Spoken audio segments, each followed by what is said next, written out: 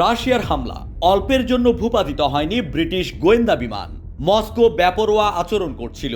যুক্তরাজ্যের একটি গোয়েন্দা নজরদারি বিমানকে প্রায় ভূপাতিত করে দিয়েছিল রাশিয়ার একটি যুদ্ধ বিমান।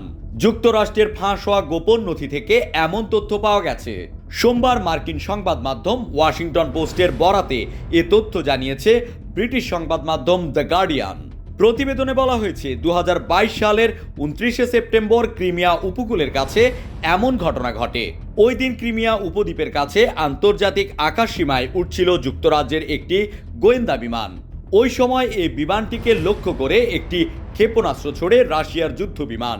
এ ঘটনা সম্পর্কে অক্টোবরে দেশটির সংসদে অবহিত করেছিলেন ব্রিটিশ প্রতিরক্ষামন্ত্রী বেন ওয়ালেস। ওই সময় তিনি জানিয়েছিলেন, কৃষ্ণ সাগরের ক্রিমিয়া উপদ্বীপের কাছে আন্তর্জাতিক আকাশ সীমায় থাকা ব্রিটিশ নজরদারি বিমানের কাছে ক্ষেপণাস্ত্র ছুড়েছে রাশিয়ার বিমান। তবে তিনি জানান, হয়তো রাশিয়া ইচ্ছাকৃতভাবে ক্ষেপণাস্ত্র ছোড়েনি। ওই সময় এটিকে প্রযুক্তিগত সমস্যা বলেছিলেন তিনি। তবে ব্রিটিশ মন্ত্রী দাবি করেছিলেন মস্কো বেপরোয়া আচরণ করছিল। যুক্তরাষ্ট্রের ফাঁস হওয়া নথিতে এই ঘটনাকে যুক্তরাজ্যের আর্জে প্রায় ভূপাতিত এমন নামে উল্লেখ করা হয়েছে।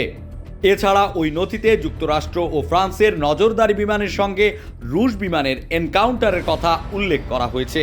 ফাঁস হওয়া নথি থেকে প্রাপ্ত তথ্যে দেখা যাচ্ছে প্রতিরক্ষামন্ত্রী বেন ওয়ালেস এই ঘটনার যে বর্ণনা দিয়েছিলেন সেটি থেকে আসল ঘটনা আরও বেশি গুরুতর। যদি ওই সময় রুশ বিমানের আঘাতে যুক্তরাজ্যের নজরদারি বিমানটি ভূপাতিত হতো, তাহলে রাশিয়ার সঙ্গে ন্যাটোভুক্ত দেশগুলোর সরাসরি সংঘাত বাঁধার ঝুঁকি তৈরি হতো।